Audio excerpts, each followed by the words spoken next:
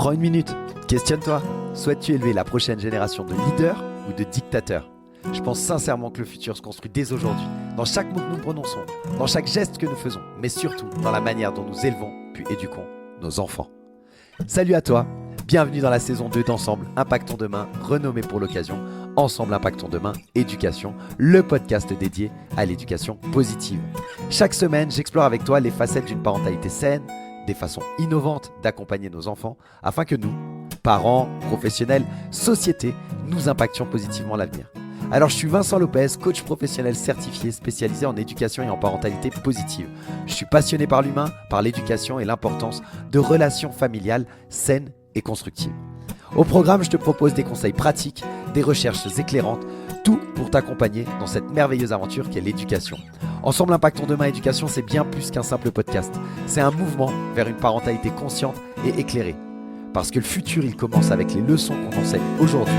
Rejoins-nous dans cette aventure pour ensemble impacter l'avenir par l'éducation. Salut à toutes et à tous et bienvenue dans ce nouvel épisode 66 de Ensemble Impactons Demain Éducation. Alors aujourd'hui, on plonge dans un univers fascinant. On a parlé dans les épisodes précédents avec Mélanie du blog Faire découvrir l'écologie aux enfants de l'alimentation des enfants et de l'importance d'une alimentation de qualité. Et je t'invite à aller écouter les épisodes si tu ne l'as pas encore fait. Et puis, eh bien, aujourd'hui, on va partir dans le monde fascinant et ô combien essentiel pour tous, hein, nos petits et nous aussi en tant qu'adultes, la nature. Pour ce premier épisode, j'ai l'immense plaisir d'accueillir Sandrine Albanese.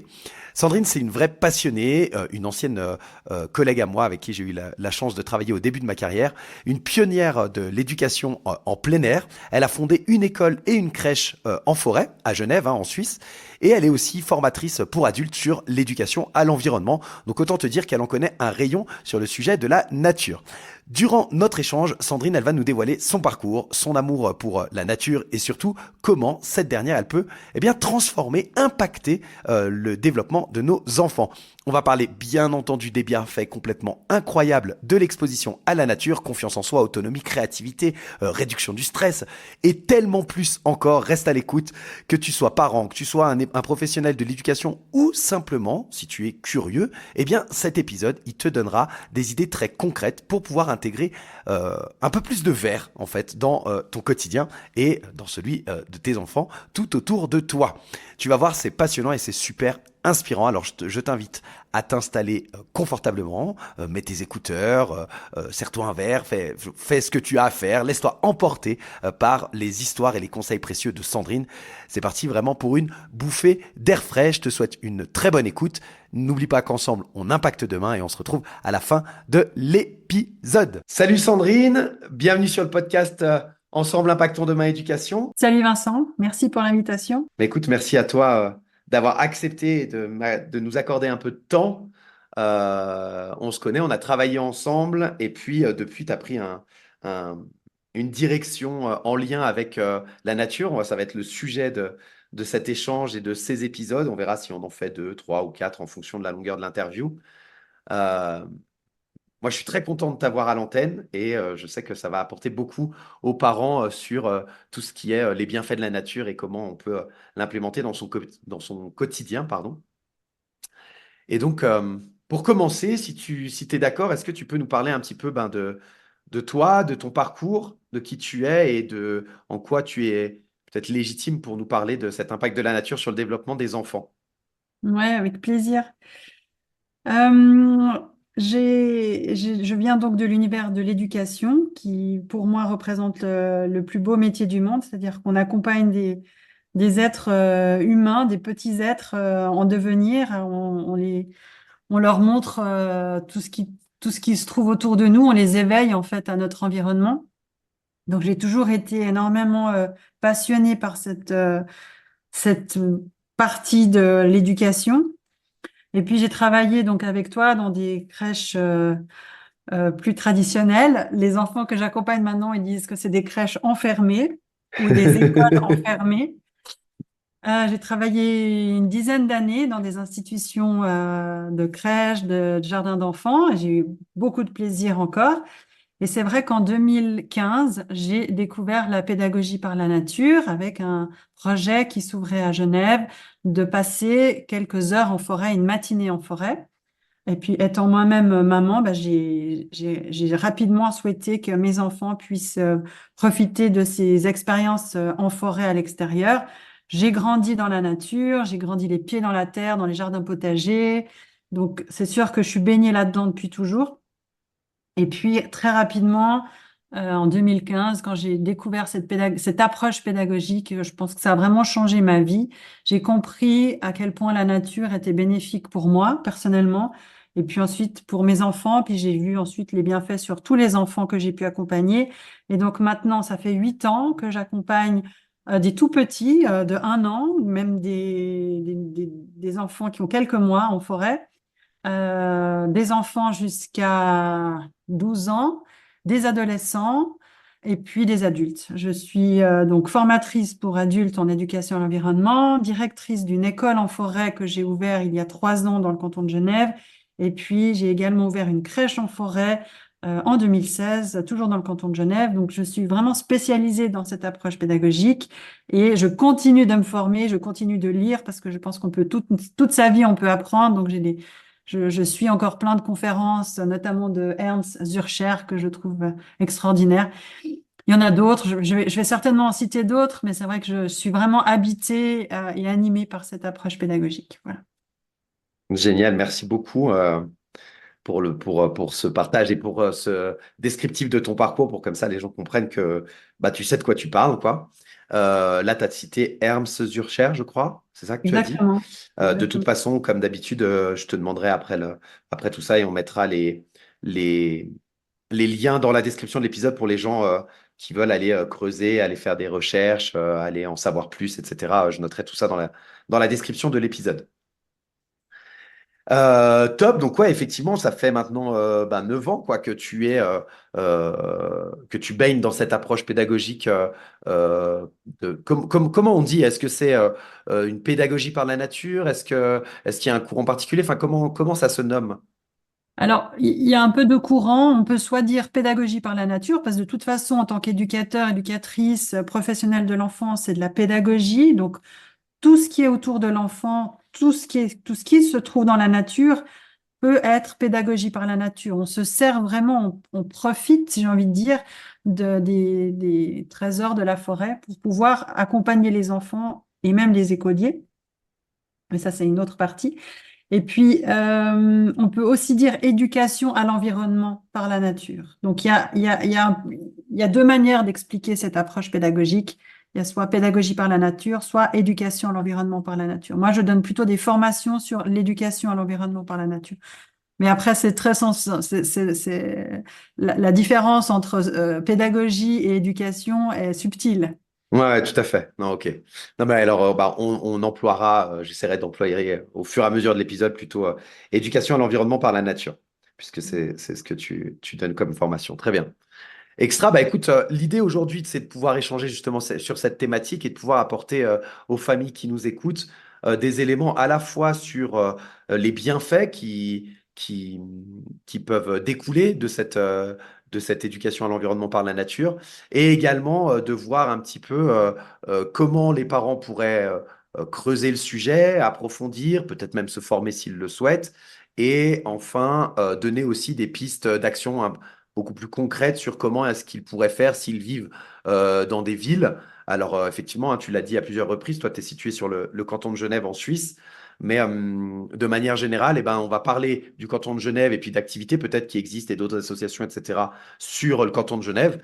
Et également aussi, j'aimerais pouvoir avoir des petits tips, des petites actions qui pourraient convenir à des personnes qui seraient citadines dans d'autres coins que Genève et comment elles peuvent implémenter des activités nature avec leurs enfants. C'est un peu ça le programme de cet échange. OK? Ouais, complètement.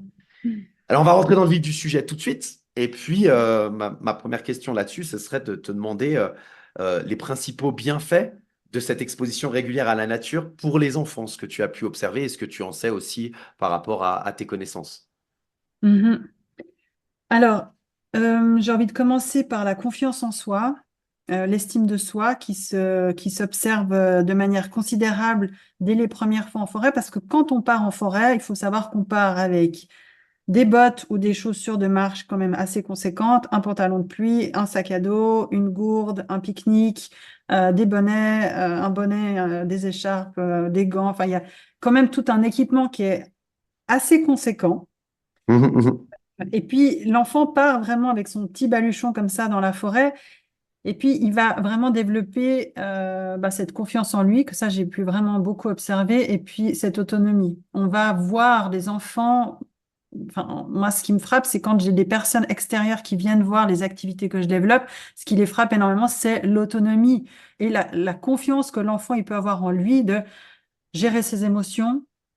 On va beaucoup travailler les émotions des enfants dans la forêt, parce que la forêt peut accueillir les émotions de tout le monde. Euh, L'enfant va prendre confiance en lui à travers plein de petits gestes écologiques. Quand on accompagne un enfant dans la forêt, bien sûr qu'on va l'accompagner dans tous ces gestes écologiques qu'il peut avoir dans sa journée, mettre les restes de son goûter dans le compost. Quand on est en forêt, on n'a pas de l'eau courante, donc on va aller chercher de l'eau, donc on va en prendre soin, on va essayer de ne pas gaspiller l'eau. On va pas jeter ses déchets quand on se mouche, soit on met dans son sac à dos, soit on trouve une poubelle. Enfin, tous ces petits gestes-là du quotidien font que dans l'environnement forestier, pour moi, l'enfant, il développe grandement son autonomie et puis sa confiance en lui. Ça, c'est, je trouve, un des piliers centraux. Ensuite, le deuxième volet, ça pourrait être la créativité. Ce sont des enfants qui jouent avec ce que la nature nous offre. Donc, il y a pas de support extérieur que les éléments de la nature, ou très peu. On va peut-être proposer quelques contenants, comme des seaux. Encore une fois, je suis très sensible aux matériaux qu'on offre aux enfants, donc ce ne sera pas du plastique. Mais hormis des seaux ou des cordes, on n'a pas vraiment grand-chose d'autre comme matériel. Et puis, euh, et puis, il va développer sa créativité. Je vois des enfants qui ne s'ennuient jamais, alors qu'ils n'ont pas de jouets, comme appropriément dit. Et puis, ils ne s'ennuient pas et ils vont vraiment développer cette créativité. Avec de la terre un peu humide, ils vont façonner la terre, ils vont créer une boulangerie, ils vont créer des environnements complètement improbables ou des petites maisons pour les lutins, des petites maisons pour les escargots. Enfin, voilà. L'enfant, à la base, il déborde de créativité. Et puis, je pense que la forêt, elle peut vraiment permettre aux enfants de confirmer cette créativité et voire de la développer largement. Ce qui me rend triste, à contrario, c'est des enfants qui n'ont pas cette possibilité-là et qui s'enferment à l'intérieur, entre quatre murs, dans une chambre, souvent avec des écrans. Et on sait que ça appauvrit énormément le quotidien de l'enfant. Donc c'est vrai que de sortir les enfants, de les mettre au grand air, c'est très bon pour leur créativité, c'est bon pour l'autonomie. C'est aussi bon pour leur concentration, parce qu'ils vont énormément développer leur concentration. Et il y a beaucoup moins de stimuli. La stimulation, elle est harmonieuse, j'ai envie de dire. Il n'y a pas les néons ou le bruit qu'on peut retrouver dans une ville, dans une classe ou dans une salle petite enfance de type crèche. Donc, c'est très agréable aussi pour les yeux. On n'a pas une surstimulation de l'entourage pour l'enfant. Ce qu'on a pu observer, donc, c'est que ça a des apports considérables sur le plan cognitif, langagier. Aussi, après, je pars un petit peu chez les plus grands en mathématiques pour les élèves. C'est des élèves qui sont plus à l'aise dans les maths, par exemple, parce que en fait, ils ont des schémas qui sont concrets. Quand on demande de calculer entre la distance A et B, ben nous, à l'école en forêt, on va prendre des arbres. Et du coup, c'est concret. Donc, on va reproduire ensuite la mesure sur papier. Mais on part toujours du concret, on part toujours de la nature. On va faire nos calculs, nos additions, nos soustractions avec des copeaux ou avec des bâtons ou avec des cailloux. Toujours d'abord. Et puis, on sait que l'enfant, il intégrera ses connaissances une fois que c'est... Déjà, il faut qu'il ait du plaisir, énormément de plaisir. Donc, on s'assure que tous les enfants, ils aient énormément de plaisir dans leurs activités. Et puis ensuite, il faut que ça passe par les sens. Et un aspect, je dirais peut-être le troisième aspect de la pédagogie par la nature, ce serait c'est que les enfants vont développer énormément leur perception sensorielle, beaucoup plus qu'on peut le voir dans une institution de petite enfance ou dans une école peut-être plus standard, parce que l'enfant va toucher, sentir, euh, alors goûter, on est attentif à ce qu'ils mettent dans la bouche, mais ils vont beaucoup plus sentir et toucher et observer. Et c'est vrai qu'on va peut-être moins stimuler le cognitif de l'enfant, on va d'abord passer par les perceptions sensorielles. Et on sait que c'est vraiment une fois qu'on est passé par ces perceptions sensorielles que l'enfant peut intégrer des connaissances de langue, de français, de maths et des connaissances sur la nature tout simplement. On prend l'exemple d'un enfant de 2 ans qui va se balader en forêt avec ses parents et puis il va sentir la mousse, il va la toucher, il va la caresser. Et ben une fois qu'il a fait cette expérience-là, puis qu'on lui explique simplement que c'est de la mousse, il va l'intégrer, il va enregistrer. Par contre, si dans un cours on explique que ça c'est je sais pas un frêne et puis ça c'est un chêne, c'est beaucoup plus abstrait pour un enfant que quand il l'a vu, quand il était en contact avec la nature directement. Donc, on a je dirais peut-être une meilleure absorption de la matière parce que c'est concret. Voilà. Ensuite, j'en ai plusieurs, hein. Donc, pour le système immunitaire, ben, on sait que c'est excellent d'aller à l'extérieur. Ça renforce le système immunitaire parce que l'enfant, ben, il est à l'extérieur. Donc, quand il fait froid, son mécanisme de défense va se mettre en route. Il va créer de la chaleur pour permettre à son corps de se sentir bien dans cet univers peut-être plus frais ou plus humide. Donc, le système immunitaire, de toute manière, il est boosté en mettant les enfants à l'extérieur. Ça, c'est excellent. Et puis, il y a deux aspects qui sont intéressants. C'est le stress. On a clairement des enfants qui sont pas stressés, vraiment pas stressés du tout. Je crois qu'on a des enfants bah, qui développent, en fait, ils développent tellement de motricité que je pense qu'il y a une grande partie de leur énergie qui passe par le corps. Il y a beaucoup de choses qui passent par le corps, donc on a vraiment des enfants qui sont relativement zen. On a quasiment pas d'enfants qui se bagarrent ou quelque chose comme ça, parce que la forêt est vaste, c'est grand, donc on a des enfants qui arrivent petit à petit à très bien gérer leurs émotions. Et puis, un dernier point qui pourrait être intéressant, c'est la coopération. Quand on met juste même 2 enfants en forêt, bah pour prendre un gros bout de bois, bah il faut être deux. En fait, tout simplement, on n'a pas le choix. Et puis là, si on a envie de déplacer ce gros bout de bois pour le mettre là parce que c'est le début d'une cabane, bah, on va se retourner vers son camarade, puis on va lui demander un coup de main. Et la coopération, elle est flagrante. J'ai beaucoup d'enseignants que j'ai accompagnés en forêt qui me disent que c'est presque ça qui ressort le plus. C'est cette coopération qui se fait naturellement entre des élèves qui, de base, dans une classe, ne se parlent pas ou ne s'apprécient pas. Ben là, en fait, on se met tous ensemble, puis on essaye de trouver une solution pour pouvoir arriver à monter une cabane, par exemple. Ouais, c'est hyper riche. Merci. La réponse, elle est complète et c'est impressionnant en fait le nombre d'apports. En fait, certains, on peut les imaginer, mais c'est vrai qu'il y en a d'autres auxquels on pense pas forcément. Et, hum, et finalement, en t'écoutant, je me disais, il y a quand même un côté très euh, liberté. J'entends, il y a un cadre, il y a de la sécurité sans doute à mettre en place pour faire attention et puis pour qu'ils soient en sécurité. Et puis ensuite, tu poses ce cadre-là en termes de limites peut-être géographiques et certaines choses comme ça. Mais la pose du cadre et des limites est beaucoup moins grande, j'imagine, que dans une classe d'école ou dans une Mm. crèche. Et ça permet à l'enfant de pouvoir en fait explorer complètement et être lui en fait en accord avec ce qu'il est et son environnement. Et puis c'est ce qui le pousse ensuite à développer toutes les compétences que tu pu citer. Et une des choses qui m'a qui m'a interpellé, c'est ce côté euh, sensoriel, en fait, qui est effectivement, ça paraît assez évident quand tu le dis, le développement de toutes ces perceptions sensorielles. Mais la question que j'ai, c'est est-ce que ça influence pas aussi, et c'est un lien un peu avec ce que tu disais par rapport à la confiance en soi, une meilleure connaissance de lui-même, il est plus à l'écoute aussi de lui, en étant plus connecté à ses sens, non?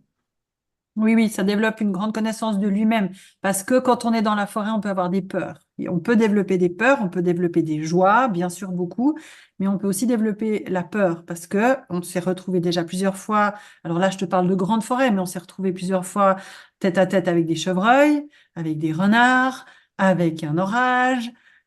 Et ça donne le frisson. Quand on a 2 ans, puis qu'on se retrouve au milieu d'une forêt sombre, parce que il a plu, qu'il fait frais, voilà, ça va générer énormément d'émotions chez l'enfant. Et donc, du coup, ce qui est intéressant, c'est que l'enfant, il peut surmonter ses peurs. Et il va petit à petit apprendre à dépasser ses peurs. Donc, pour ça, bien sûr qu'il va apprendre à se connaître, à poser ses limites. Et puis, c'est des connaissances qu'il a de lui. Et ça, c'est tout à fait juste. L'enfant, en contact avec la forêt, il va être en contact avec des expériences. Et les expériences, elles sont très intenses. Et ça, c'est aussi intéressant chez l'adolescent. L'adolescent, il a besoin de tester des nouvelles choses pour vivre des expériences et avoir des nouvelles sensations. Ça, c'est quelque chose qu'on sait, ça fait partie du développement de l'adolescent. Eh bien, la forêt, que ce soit on monte une tente, on fait un feu, on travaille avec son couteau, il va avoir des sensations. Et c'est intéressant parce que de plonger des adolescents, peut-être on peut penser au scoutisme par exemple, ça va leur apporter cette adrénaline, cette sensation qu'on va rechercher à cet âge-là. Et ça pourrait éventuellement éviter qu'ils tombent dans d'autres euh, dérives, dans d'autres dérives, malheureusement, où on pourrait tomber quand on est cet âge-là. Et donc, la forêt, pour ça, elle pourrait aussi répondre à un besoin, que ce soit l'adolescent, l'enfant, hein. Encore une fois, ces expériences, elles sont assez marquantes. Je pense que la plupart des enfants qui vivent ces expériences en forêt, elles sont marquantes. Maintenant, j'ai envie de te dire, et c'est aussi le sujet de ce podcast, la nature, elle est partout. Il y a la forêt, c'est vrai que moi, je travaille depuis des années dans l'univers forestier, mais il y a la nature. Et la nature, elle est aussi très intéressante. Euh, on a monté un projet avec Sylviva et le WWF Genève pour aller dans les institutions petite enfance, permettre aux enfants d'être au contact avec la nature. Et la nature, elle est dans le petit parc qui est juste à côté, ou le petit bois, ou le petit bosquet qui est là. Et ce qu'on s'est rendu compte, c'est qu'on peut vivre tout autant de chouettes expériences avec le petit bois ou le petit parc qui est juste à côté de la maison. Et c'est là où j'aimerais pas décourager les personnes qui nous écoutent. Il n'est pas nécessaire d'aller dans des grandes forêts pour trouver la nature. C'est aussi tout à fait possible de leur montrer énormément de la beauté du monde, la beauté de la nature, elle est aussi toute proche. Néanmoins, c'est vraiment la posture de l'adulte qui est essentielle pour moi. Tu parlais du cadre tout à l'heure. En forêt, le cadre, il est posé vraiment par l'adulte. C'est la posture. L'adulte, il doit être sûr de lui. L'adulte, il doit connaître les dangers en forêt. C'est la voix. C'est comment je vais poser ma voix, comment je dis stop, parce que là, j'estime qu'il y a un danger. Donc, je dois connaître les dangers de la forêt. Je dois connaître suffisamment de choses pour pouvoir animer un groupe d'enfants en forêt. Mais quand on est parent, j'ai aussi envie de dire, c'est quand même à nous de pouvoir assurer ce cadre-là, que ce soit en forêt ou au parc. On met pas les mains dans sa bouche après avoir touché la terre. On se lave les mains après une sortie en forêt. Puis c'est tous ces petits gestes-là qui font que ça peut permettre à la sortie d'être complètement agréable et harmonieuse. Mais l'adulte, il est central dans l'accompagnement en forêt. Si l'adulte, il est pas motivé, qu'il est pas convaincu, qu'il a froid, qu'il a pas envie d'être là, il va vraiment transmettre un message négatif à l'enfant. L'adulte qui est passionné, qui est motivé, mais quel que soit l'adulte, ça peut être la balade du dimanche avec les grands-parents, ben l'enfant, il va prendre tout ça, il va capter le plaisir qu'a son grand-papy à aller chercher les champignons, ben l'enfant, il va prendre tout ça. Donc c'est de trouver, voilà, aux parents, aux professionnels, déjà de se poser la question, quel est mon lien à la nature? Et moi, je dis toujours aux équipes que j'accompagne, c'est OK si on n'aime pas la nature. C'est complètement OK. On n'est pas obligé d'être pro-nature. Et la personne qui n'est pas pro-nature, elle sera pro-créativité, création artistique, pro-bibliothèque, pro-citadin. En fait, c'est riche pour l'enfant. Tout est riche pour l'enfant. La nature, c'est peut-être un pan qui va enrichir l'enfant dans son quotidien. Euh, cet enrichissement, il est multiple, j'ai envie de dire. Mais il faut que l'adulte qui accompagne l'enfant en forêt ou dans la nature, ben, il soit aussi porté par cette motivation-là, j'ai envie de dire. Et bien voilà, c'est déjà la fin de ce premier épisode passionnant avec Sandrine Albanese. J'espère que tu as pris autant de plaisir à l'écouter que j'en ai eu à l'enregistrer avec elle. Si tu entends ce message, c'est que tu as écouté l'épisode jusqu'au bout. Et pour ça, je tiens à te dire merci du fond du cœur. Pour résumer, en quelques mots, ce qu'on a appris un peu aujourd'hui, les bienfaits de la nature sur le développement des enfants, ils sont très nombreux. La confiance en soi, l'autonomie, la créativité, la concentration, le renforcement du système immunitaire, la réduction du stress et le développement sensoriel, les 7 bienfaits de la nature sur le développement des enfants. Sandrine, elle nous a également partagé son parcours inspirant, je trouve, et son engagement très profond pour l'éducation à l'environnement par la nature. On a découvert comment la pédagogie par la nature, elle peut transformer la vie des enfants et des adultes. Donc si cet épisode t'a plu, je t'invite d'abord à nous laisser un avis sur Apple Podcast, sur Spotify, sur toutes les plateformes que tu le souhaites, et à partager l'épisode autour de toi, parce que c'est grâce à tes retours et à ton soutien que ce podcast, il continue de grandir et de toucher de plus en plus de monde. Et je te remercie pour ça. La semaine prochaine, on se retrouve pour la deuxième partie de notre échange avec Sandrine. On va parler des obstacles et des freins aux sorties en forêt, comment on peut trouver finalement de la nature juste à côté de chez soi, même si on habite en ville par exemple. On va également parler de l'importance d'être très bien équipé. C'est super important, que ce soit l'adulte ou l'enfant. Et on va parler bien sûr de plein d'autres choses. Tu verras, c'est tout aussi captivant qu'aujourd'hui. En attendant, je t'invite à nous rejoindre sur les réseaux sociaux, sur Instagram, où tu peux me contacter très facilement. Je suis très actif sur LinkedIn par exemple, pour continuer la conversation. Et n'hésite pas à me dire quels sont les sujets que tu aimerais qu'on aborde dans les prochains épisodes. Ta voix, elle compte et c'est ensemble qu'on impacte demain. Alors merci encore pour ton écoute et à très vite pour un nouvel épisode de Ensemble Impactons Demain Éducation. Bye bye.